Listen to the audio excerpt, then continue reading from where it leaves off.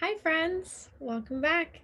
It's March, which means it's Women's History Month.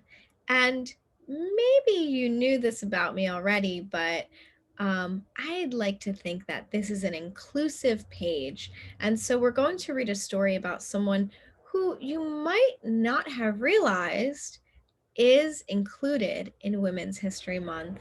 And this is actually a fiction story, so it's not someone that you'll know, but maybe in your life you know friends like this.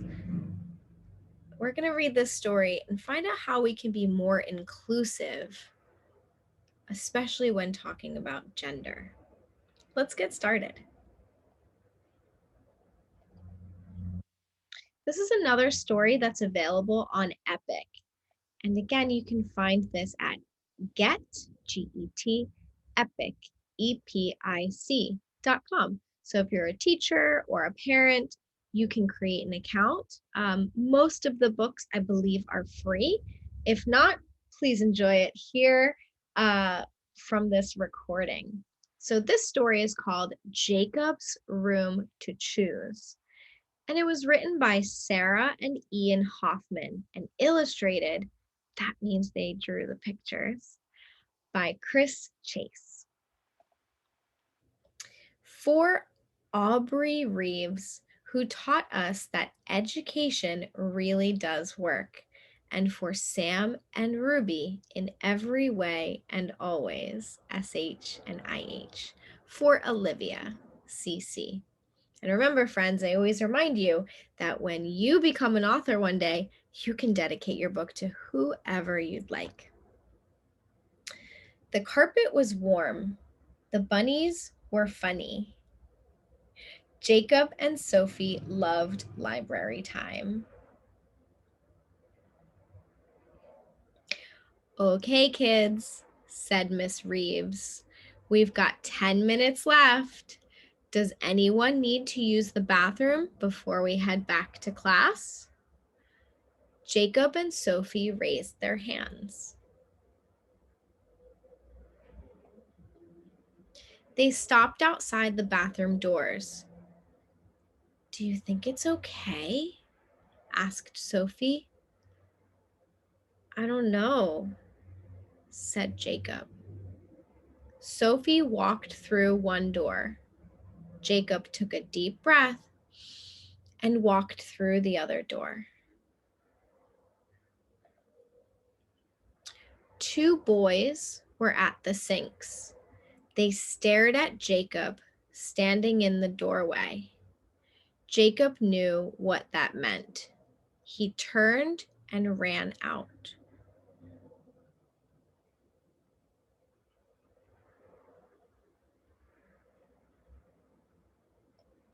Jacob stood in the hall, his heart pounding. Just then, Sophie ran out of her bathroom. It was hard for Jacob to talk. Did you get chased out? Sophie nodded.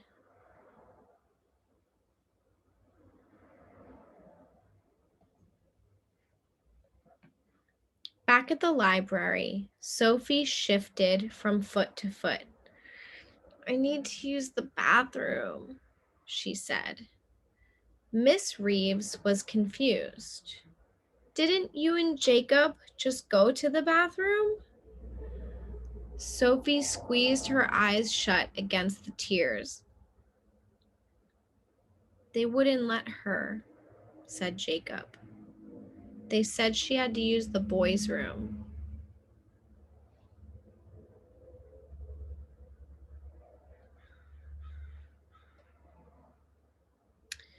Miss Reeves looked inside the bathroom.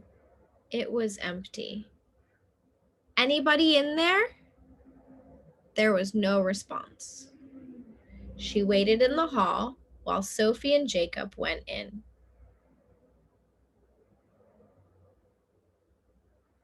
Better? Asked Miss Reeves.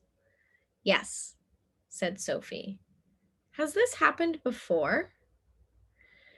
Sophie and Jacob glanced at each other. Usually I don't go at school, said Jacob. Sophie started to cry again. It's not fair, said Sophie. No, agreed Miss Reeves. She gave them both a hug. It isn't.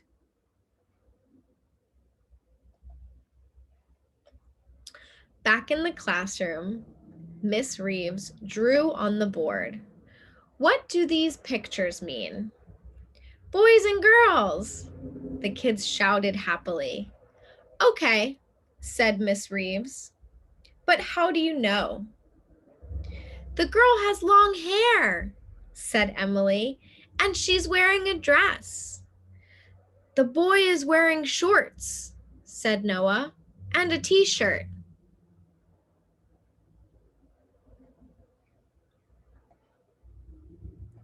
Now I want each of you to stand near the picture that looks like you, said Miss Reeves. Jacob and Sophie looked at Miss Reeves. Miss Reeves winked back. Hold on, called Miss Reeves. Noah, you have long hair.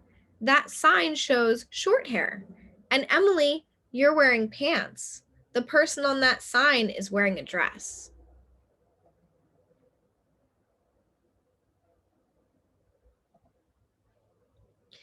Miss Reeves scratched her head.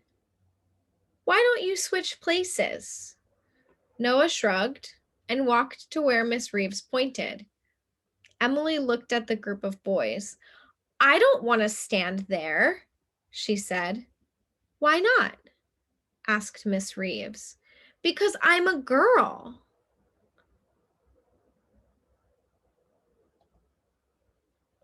Miss Reeves studied the kids again. You know what? A lot of you don't look like the signs. Let's try this. Look at the person next to you and help them stand next to people who look like them. Arguing and giggling, the kids shuffled and reshuffled until everyone found a place to stand. Miss Reeves pointed at the board. Are those pictures of what boys and girls really look like? Yes, said Emily. No, said Sophie. Sometimes, said Jacob. I wonder, said Miss Reeves, if there is another way. Everyone has to use the bathroom, right? Maybe the signs should be pictures of toilets, shouted Noah. Everyone giggled. We should make our own bathroom signs, said Sophie. And rules, said Jacob. Like, if you're in the bathroom and you see a kid who doesn't look like you, just leave them alone. Or, I have to pee, so let me be, said Noah. The giggling turned to cheers. Great ideas, said Miss Reeves. Let's get to work. The afternoon was filled with markers and laughter. These signs say, I have to pee, so let me be. See the bathroom that is comfy. Everybody, bathroom. Bathrooms are for every bunny.